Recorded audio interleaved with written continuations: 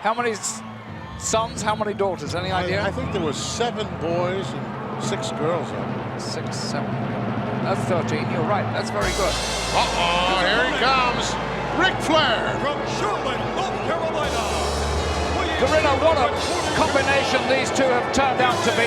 The flawless one, Mr. Perfect, the guiding light there behind Ric Flair, the champion. And he certainly has shown him the way to scale that ladder right to the very zenith of the World Wrestling Federation. And I must say that this man is not only colorful, but he is great in everything he does. Ric Flair, a true champion's champion. Boy, he's not above getting involved either, Alfred. Mr. Perfect. Should things start to get a little bit out of hand.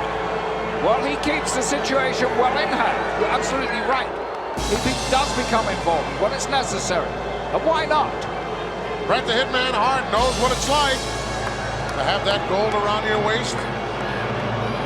Former Intercontinental Champion on several occasions, I might add. Yes. And look at this capacity crowd. They are in for